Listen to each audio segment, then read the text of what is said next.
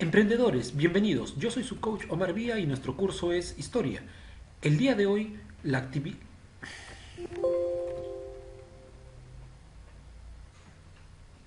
Emprendedores, bienvenidos. Yo soy su coach Omar Vía y nuestro curso es Historia. El día de hoy, la actividad que nos toca desarrollar es la resolución de tareas de la semana número 3. Y en aquella tercera semana del segundo bimestre, nosotros vimos el tema de monarquías europeas en el siglo XVII. Es decir, hablamos sobre los reyes y sobre los reinos de Europa entre los años 1600 a 1700. Pero sobre todo nosotros nos enfocamos en uno de esos reinos, que era el reino de Francia, y los reyes que habían cubierto gran parte, casi la totalidad, del siglo XVII. Ese siglo correspondía a los gobiernos de Luis XIII de Francia y luego de su hijo Luis XIV de Francia, apodado o autoproclamado como el Rey Sol, el rey omnipotente, el rey que todo lo puede. Y realmente fue un rey que vivió, sobre todo, se dio los lujos necesarios e innecesarios, pero sobre todo la característica que define a Luis XIV, el rey Sol, o también, como decía una de sus frases, el Estado soy yo, y a su padre Luis XIII, si es que algo los define, les decía, es su capacidad de gobierno. Ambos supieron estar a la altura del desafío de conducir las riendas de Francia y convertirla en una de las máximas potencias de Europa durante ese siglo. El siglo XVIII también sería bastante simpático para Francia. Sin embargo, Francia a finales de ese siglo entraría en una revolución muy potente, en una revolución que lo cambiaría todo, y recién Francia comenzaría a alzar vuelo nuevamente, pero ya con Napoleón Bonaparte en el siglo XIX. Ciertamente en el siglo XIX las cosas también se le complicaron a Francia. Hubo muchas revoluciones, hubo muchas crisis seguidas una tras de otra. Por eso es que lentamente pero a paso firme, durante el siglo XVII, durante el siglo XVIII y durante el siglo XIX, el reino que sí se va a terminar por transformar y llegará a convertirse en la potencia indiscutida de Europa en un inicio y luego a nivel mundial, será el reino de Gran Bretaña, también conocido como el Reino Unido. Este reino sí llegará a tener su máximo esplendor durante el siglo XIX y se llegará a decir incluso que durante el reinado de una de sus reinas más famosas en el siglo XIX, la reina Victoria, 1 de cada 4 personas en el mundo pertenecía o era súbdito de la corona inglesa, para que se den cuenta cómo en algún momento Inglaterra, pero todavía en el siglo XIX, llegará a imponer mediante la economía, en algunos casos, y mediante las acciones militares en otro, su poder a 1/4 del mundo. Es decir, 1 de cada 4 personas, como ya hemos mencionado, será súbdito o súbdita de los reyes de Gran Bretaña, de los reyes del Reino Unido. Muy bien, entonces, hoy hablamos de Francia y de Gran Bretaña, también conocida como el Reino Unido. Les pido que me presten mucha atención para poder desarrollar satisfactoriamente las preguntas que nos plantea el libro. Lo que nos plantea el libro es resolver un crucigrama. Como ustedes saben, yo no tengo el gráfico del crucigrama en sí, pero lo que he hecho es ir absolviendo cada una de las preguntas de manera consecutiva, detallándoles, señalándoles cuáles son las respuestas en horizontal y cuáles son las respuestas en vertical, previa explicación del contexto, porque no se trata de mostrar la respuesta por mostrar. Hay que recordar y hay que entender los temas de los que estamos hablando. La imagen maravillosa que vemos ahí es una parte, una milésima parte de una construcción señorial, de una construcción enorme llamada Versalles. Versalles fue construida precisamente durante el gobierno de Luis XIV, uno de los 2 reyes de Francia que va a cubrir el siglo XVII. Ese rey que decía, el Estado soy yo, y el Estado era Francia. En otras palabras, estaba diciendo, Francia soy yo, únicamente yo. Y tal parece que lo era, porque para querer demostrar su poder a los otros reyes de Europa, se mandó construir un palacio llamado Versalles, como era el nombre de esa parte del campo francés, pero sobre ese campo construyó prácticamente una ciudad. Normalmente se suele decir el Palacio de Versalles, pero en verdad es una ciudadela. Son edificios tras edificios de un lujo incalculable, a tal punto que ni siquiera la propia Revolución Francesa, 100 años después de la construcción de Versalles, se animó por destruirla, porque sabían ya desde ese momento el valor infinito que tiene, si no ya como palacio, por lo menos como construcción, como arte y como belleza. Entonces, recordando que estamos observando una parte mínima de lo que se llama Versalles, comencemos a responder lo que nos plantea nuestro libro. El libro nos dice: Luis XIV inauguró su gobierno bajo el lema. ¿Cuál de los lemas? Ya lo hemos mencionado, es un lema que lo define. Así como en algún momento el emperador Carlos I de España tuvo un lema muy característico de él que decía que el sol nunca se ocultaba que el sol nunca se ocultaba en sus tierras. Recuerden que al ser emperador de España era también emperador de la América, ¿verdad? Recién descubierta. Por lo tanto, mientras era de día en un continente, era de noche en el otro y viceversa. De esa manera, siempre el sol estaba alumbrando las tierras de Carlos I de España o también Carlos V de Alemania, que era la misma persona. En cambio, ahora estamos hablando de Luis XIV de Francia, y él tenía la famosa frase: el Estado soy yo, que ya les he mencionado minutos atrás, que quería decir que no había duda que él tenía absolutamente todo el poder en Francia, y hay del que quisiera ponerlo en duda o del que quisiera enfrentarlo. Él podría haber mostrado piedad, de ser el caso, si se habría levantado contento ese día, o podía haberte mandado al cadalso directamente sin mediar ningún tipo de proceso judicial, sin mediar ningún tipo de defensa a tu favor, nada. Se hacía lo que el rey decía. Recuerden que estamos en una etapa en donde lo que abunda en Europa son los regímenes llamados absolutistas, en donde los reyes tienen todo el poder. Pero en este caso, Luis XIV particularmente tuvo un poder excesivo. Dicho sea de paso, hay una serie en Netflix que espero todos podamos tener acceso, y si no, seguramente en la búsqueda de la internet se encontrará en algún otro tipo de plataforma, que se llama Versalles, precisamente, y trata sobre los años de gobierno de Luis XIII en un inicio y luego de Luis XIV. Luego nos pregunta el libro: ¿se hizo llamar el Rey Sol? Pues del que estamos hablando, es decir, Luis XIV. De esa manera respondemos a las preguntas que el libro nos plantea de forma horizontal. Ahora empecemos a responder a las preguntas que el libro nos plantea de manera vertical. Como ya saben, estamos enfocándonos en Francia en este momento, y nos hace la pregunta: ¿hizo la guerra a Alemania con resultados favorables? Pues le permitió la anexión de territorios. Aquí hay que indicar que el libro no se está refiriendo necesariamente a un rey, sino a la persona que le propuso al rey que se inmiscuya en una guerra alemana por el simple hecho de apoyar a una parte de los bandos que estaban en conflicto.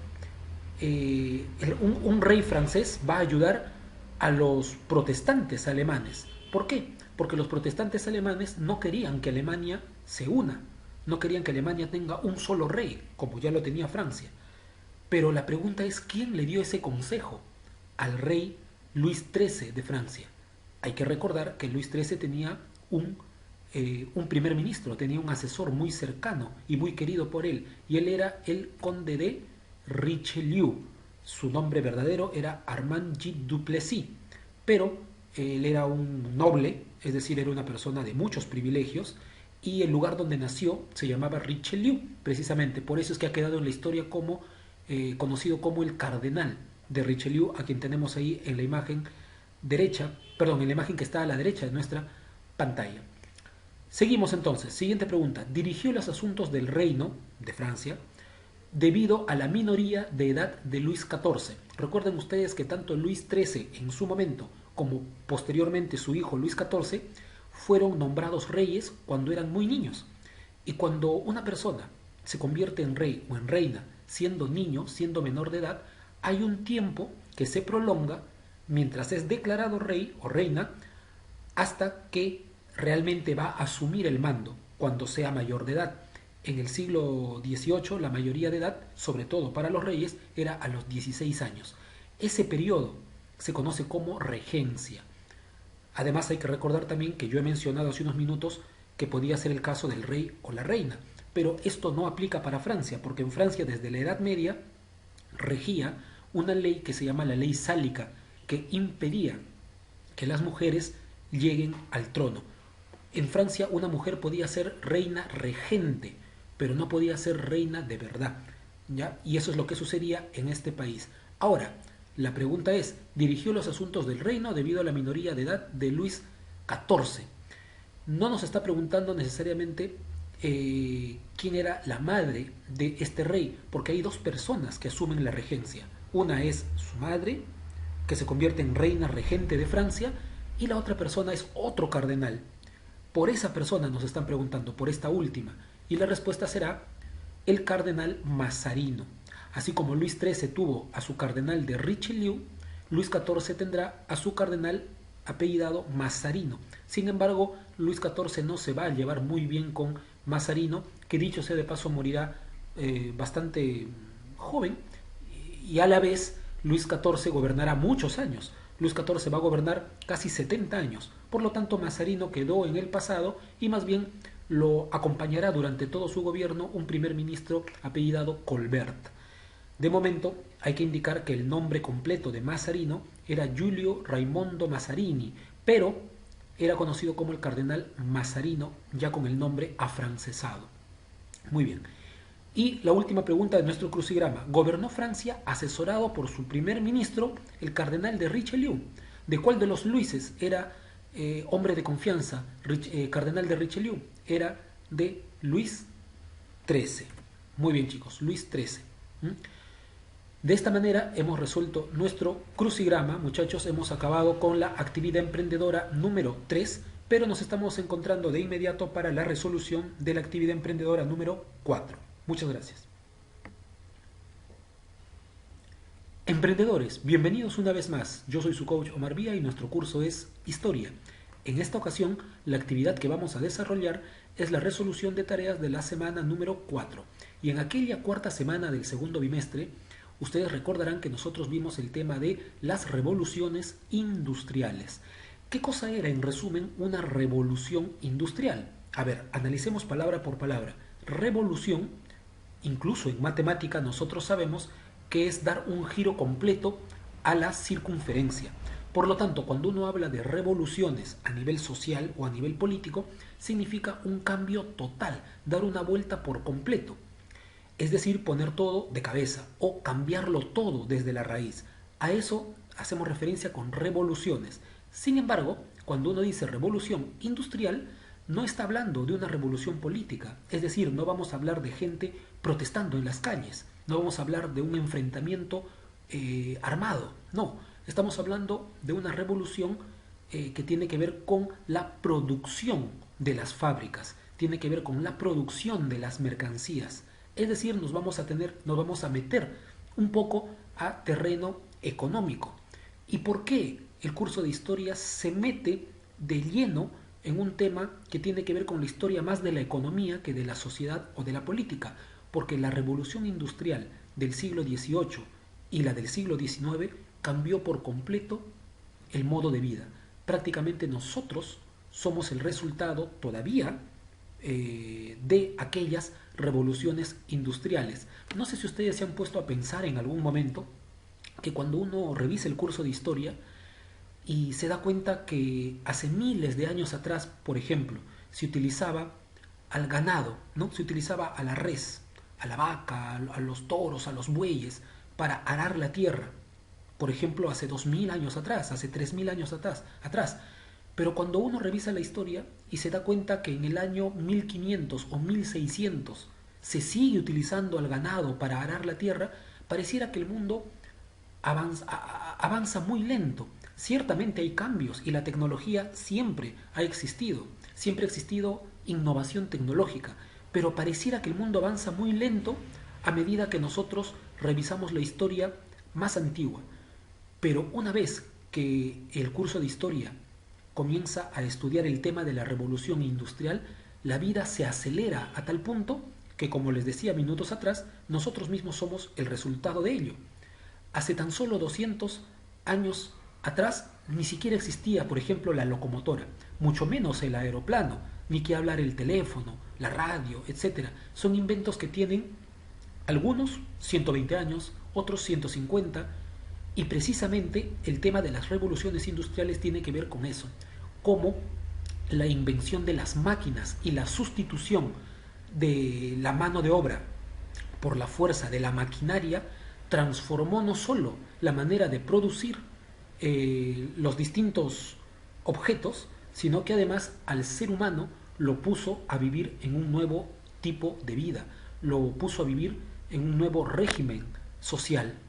De todo eso es que hablamos en nuestra cuarta semana del libro, en nuestro cuarto tema del libro. Y hoy el libro nos plantea algunas preguntas que tenemos que absolver. Así que te pido que me prestes mucha atención y que respondamos de manera rápida y satisfactoria lo que nos pide nuestra tarea. En la actividad emprendedora número 4, nuevamente nos piden resolver un crucigrama, primero de manera horizontal, lo vamos a resolver, y luego de manera vertical. Nos dicen, inventor de la locomotora, año 1808. 1808. Es el señor George Stephenson, o George, ¿no? Porque George es la pronunciación francesa, George en el caso del inglés. Era George Stephenson, inventor de este aparato que vemos en la imagen de nuestra pantalla. Luego nos preguntan, inventor del sistema Norfolk en la agricultura. El sistema Norfolk era aquella que pedía que la agricultura sea rotativa, es decir, que no necesariamente se cultive un mismo producto eternamente en una misma parcela de tierra, sino que esta parcela de tierra trabajara con distintos productos, pero a la vez tenga un tiempo de descanso.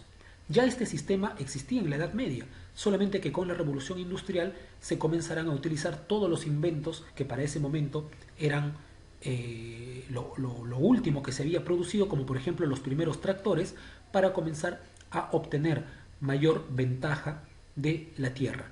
Ese señor es Charles Townshend, o también conocido como Lord Townshend. Así se escribe. Nosotros lo que tenemos que escribir en el crucigrama son los apellidos. Todo lo que está dentro del paréntesis lo dejamos por fuera, solamente que yo les quiero comentar, yo les quiero dar el dato de cuál es el nombre completo. Luego nos pide el libro, inventor de la lanzadera volante, que es este aparato que vemos aquí en la imagen, en la parte derecha de la pantalla. El señor John Kay. Solamente ponemos el apellido. Inventor del water frame, o máquina de hilar, que es la que vemos aquí, una de las primeras máquinas que se utilizaron en la industria textil. El inventor fue el señor Richard Arkwright. Un apellido bastante raro para nosotros, casi no tiene vocales, pero es un apellido común para los anglosajones, para los ingleses. Luego, inventor de la vacuna. Aquí tenemos una imagen que fue convertida en pintura y fue muy conocida en el siglo XIX, en cómo los niños son la población que principalmente se convirtió en el objeto de las vacunas. Por eso es que hasta el día de hoy siempre se relaciona al temor de los niños con este tipo de servicio, porque aunque vele por nuestra salud, aunque nos ofrezca un mejor nivel de salubridad para nosotros mismos, sin embargo el pinchazo hace que obviamente un niño muchas veces no soporte el dolor, o en todo caso tenga terror más a la idea de la aguja que al propio dolor. También sabemos que los niños muchas veces hacen un escándalo por llamar la atención, más que por estar sufriendo o padeciendo de algo realmente. El inventor de este terror infantil fue el señor James Phipps, que se escribe Phipps. Pongamos siempre solo el apellido. Y ahora de manera vertical, chicas y chicos. Nos dice el libro, responsable de la remodelación urbanística de París, es decir, hay un arquitecto que se dedicó a remozar, a cambiarle por completo la cara y el paisaje a la ciudad de París en la primera parte del siglo XIX. Ese señor fue Josh Eugene Haussmann. Prácticamente la vista que tiene París en la actualidad es la ciudad que dejó a partir del siglo XIX Haussmann, el señor George Eugene Haussmann. Luego el libro nos pide inventor del pudelaje refinado del hierro. Eso es un proceso por el cual el hierro pasa de ser metal sólido a ser un metal líquido. Y el inventor de esa máquina que permitía esa transformación fue el señor Henry Cort. Entonces vamos poniendo Haussmann y vamos poniendo Cort en nuestro crucigrama. Luego el libro nos dice teorizador, o sea, alguien que, bueno, se dedicó a pensar y a generar ideas sobre la organización científica del trabajo. Hubo un personaje muy conocido en la última parte del siglo XIX y en las primeras décadas del siglo XX que proponía que determinados obreros, según su habilidad, se dedicaran a determinada labor. Ahora, esto fue muy discutido por quienes defendían los derechos de los obreros porque prácticamente en estas teorías se utilizaba a los obreros como parte o como pieza de las maquinarias sin tener en cuenta si los obreros iban, por ejemplo, aumentando su edad y por lo tanto necesitando mayores derechos o mayor comprensión en la capacidad productiva de los trabajadores. Estas ideas del señor Frederick Taylor, sin embargo, eran bastante frías y pensaban más en la producción que en los propios trabajadores, según dicen sus detractores. Obviamente tuvo muchas personas a su alrededor que celebraron sus ideas porque para su momento fueron bastante innovadoras. Así que vamos escribiendo en nuestro crucigrama Taylor, que se escribe T-A-Y-L-O-R. Taylor se escribe, ¿no? Muy bien. Inventor de la máquina de vapor, el señor Denis Papin, que se escribe Papin, ¿no? Se escribe P-A-P-I-N, se pronuncia Papin. Ponemos solamente entonces su apellido en el crucigrama y la primera máquina de vapor tenía la forma que estamos viendo ahí en la imagen de nuestra pantalla. Chicas y chicos, para terminar, el libro nos pide el pionero, es decir, uno de los primeros en proponer el trabajo en cadena de las fábricas. La persona a la que se le ocurrió que trabajando de manera concatenada, es decir, en un tipo de producción en cadena, en donde un mismo objeto pase por varias manos con la condición de que cada una de estas manos tuviese algún tipo de actividad precisa, algún tipo de actividad indicada para agregarle valor a ese objeto, fue el señor Henry Ford que puso en práctica su idea del trabajo en cadena, ni más ni menos que con los automóviles. Y de esa manera teníamos que un obrero, por ejemplo, se dedicaba a ponerle las llantas. Luego el aparato iba avanzando, otro le ponía el capote, otro le ponía las ventanas, otro le ponía el motor, y así el objeto iba avanzando en cadena por toda la fábrica mientras los obreros le iban aumentando las piezas y de esa manera le iba aumentando también el valor al objeto requerido. De esta manera, chicos, poniendo Ford a nuestro crucigrama de manera vertical, es decir, de arriba hacia abajo, terminamos con la actividad emprendedora número 4 y espero que nosotros hayamos podido refrescar un poco más nuestra mente, hayamos podido recordar y comprender un poco más sobre los temas de las revoluciones industriales que cambiaron el estilo de vida a tal punto que el siglo XXI es una clara consecuencia directa de los siglos anteriores, pero sobre todo por el ritmo de vida que impusieron estas revoluciones en la industria.